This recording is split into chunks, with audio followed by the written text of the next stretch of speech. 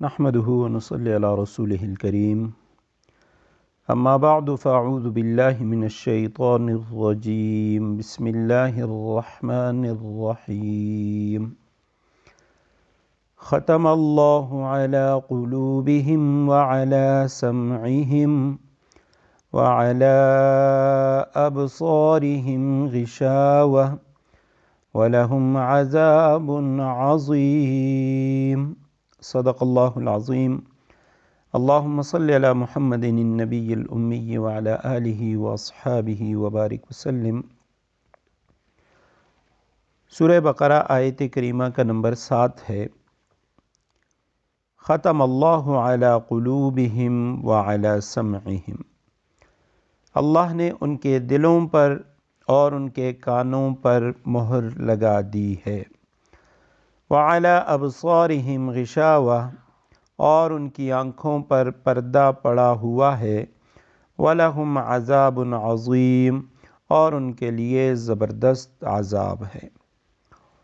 آیت کریمہ کے مفردات دیکھیے۔ ختمہ ماضی واحد مذکر غائب کا صیغہ ہے۔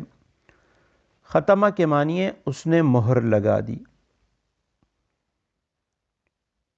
قرآن کریم میں دل کے حوالے سے مختلف الفاظ آ چکے ہیں۔ قساوت کا لفظ آ چکا ہے، دل کا سخت ہو جانا۔ اسی طرح ختم کا لفظ ہے دلوں پر مہر لگا دینا، اور طبع کا لفظ ہے، رانا کا لفظ ہے۔ امام مجاہد رحمہ اللہ فرماتے ہیں خاص طور پہ یہ جو 3 الفاظ ہیں، ران، طبع اور اقفال، یہ دل کے ساتھ خاص ہیں۔ اس میں ران سب سے ادنا صورت ہے، دل کی کیفیت کی سب سے ادنا صورت، یعنی دل پر زنگ چڑھ جانا، دل کا زنگ آلود ہونا۔ اور سب سے جو اعلیٰ صورت ہے وہ اقفال ہے۔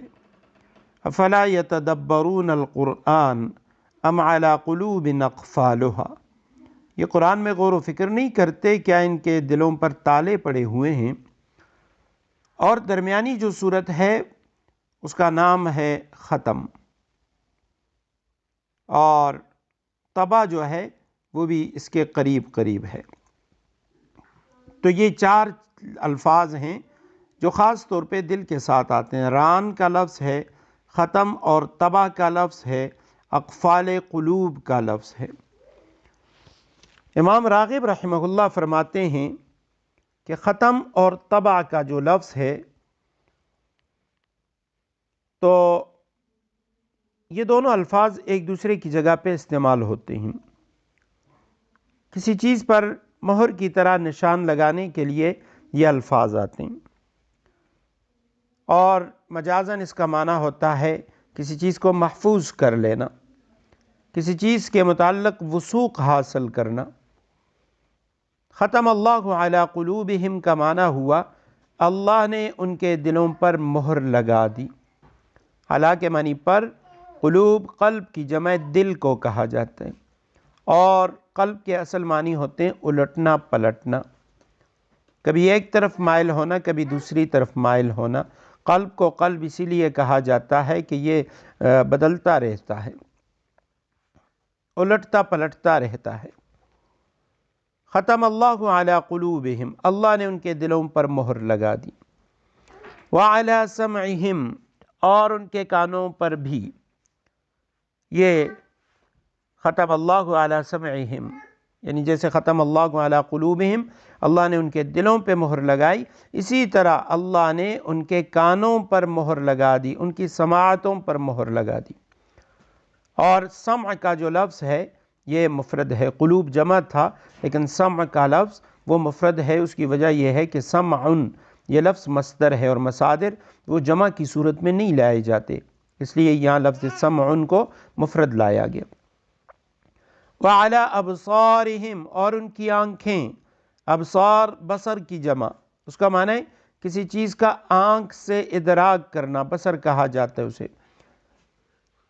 تو اس کا اطلاق قوت باصرہ پر بھی ہوا کرتا ہے، دیکھنے پر بھی بصارت کا اطلاق ہوتا ہے۔ وعلی ابصارہم، اور ان کی آنکھوں پر غشاوۃ، یہ غشیہ یغشا سے غشاوہ کہا جاتا ہے، یعنی کسی چیز کو چھپا لینا، وہ پردہ جس سے کسی چیز کو ڈھانپ دیا جائے اسے کہا جاتا ہے غشاوہ۔ وعلی ابصارہم غشاوہ، ان کی آنکھوں پر پردہ پڑا ہوا ہے، اور وَلَهُمْ عَذَابٌ عَظِيمٌ، ان لوگوں کے لیے بڑا عذاب ہے، زبردست عذاب ہے، عظیم عذاب ہے۔ تو آیت کریمہ میں اللہ سبحانہ وتعالی نے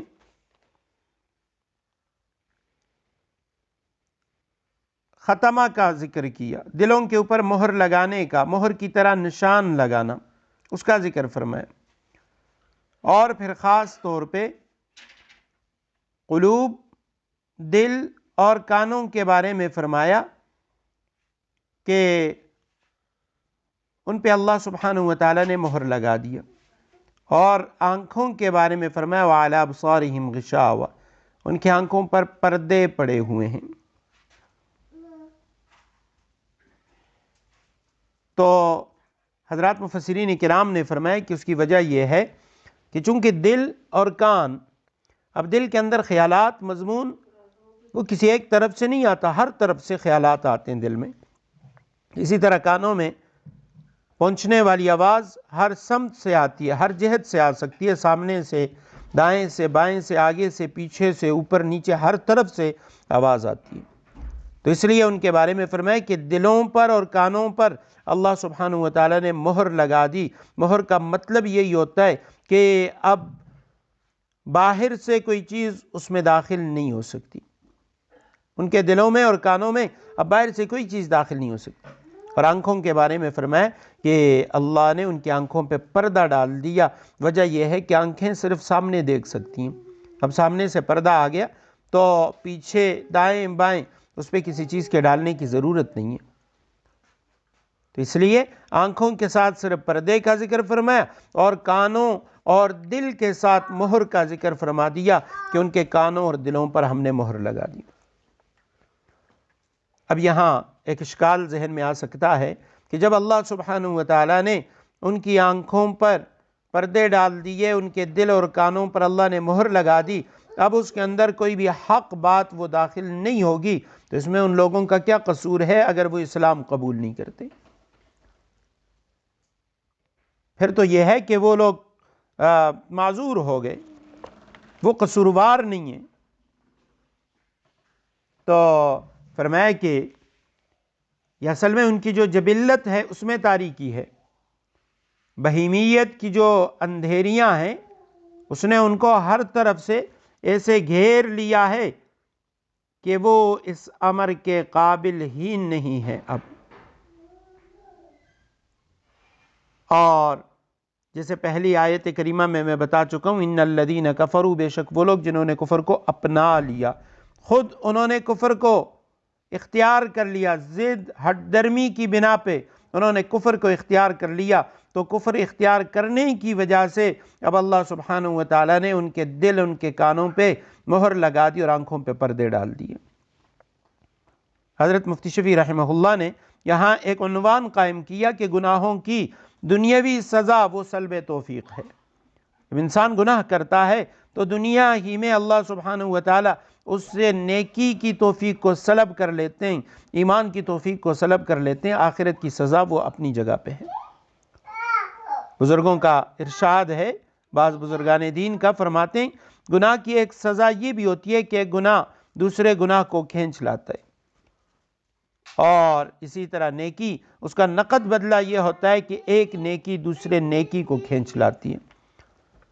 حضرت عائشہ صدیقہ رضی اللہ تعالیٰ عنہ کی روایت ہے کہ انسان جب کوئی گناہ کرتا ہے تو اس کے دل پہ ایک سیاہ نقطہ لگ جاتا ہے، جس طرح سفید کپڑے پر ایک سیاہ نقطہ وہ انسان کو ناگوار نظر آتا ہے۔ تو پہلے گناہ کے اس نقطے سے بھی انسان پریشان ہوتا ہے، لیکن اگر اس نے اس گناہ سے توبہ نہ کی، دوسرا گناہ کر لیا، تو یہ ایک دوسرا سیاہ نقطہ لگ جاتا ہے، اور اسی طرح ہر گناہ پر سیاہ نقطے لگتے چلے جاتے ہیں، یہاں تک کہ پورا کا پورا دل وہ سیاہ ہو جاتا ہے۔ اور اب اس کی یہ حالت ہوتی ہے کہ وہ نہ کسی اچھی چیز کو اچھا سمجھ سکتا ہے نہ بری چیز کو برا، نیکی بدی کی تمیز ختم ہو جاتی ہے۔ کلا بل ران علی قلوبہم ما کانوا یکسبون۔ تو نیکی کی وجہ سے انسان آگے نیکیوں کی توفیق ملتی ہے، اور گناہوں کی وجہ سے وہ نیکی کی توفیق سلب ہو جاتی ہے، وہ گناہوں کے دلدل میں چلا جاتا ہے، یہاں تک کہ بعض ایسے گناہ ہوتے ہیں جن کی وجہ سے اس کا خاتمہ ہی کفر پر ہو جاتا ہے۔ اور جیسے یہاں فرمایا کہ اللہ نے مہر لگا دی، تو پہلی آیت میں کفروا کا لفظ، جنہوں نے کفر کو اپنا لیا، اسی طرح دوسرے مقام پہ بل طبع اللہ علیہا بکفرہم، اللہ نے یہ جو مہر لگا دی ان کے کفر اختیار کرنے کی وجہ سے، بل ران علی قلوبہم ما کانوا یکسبون، ان کے دلوں پہ جو زنگ چڑھ چکا ہے وہ ان کے برے کرتوت کی وجہ سے۔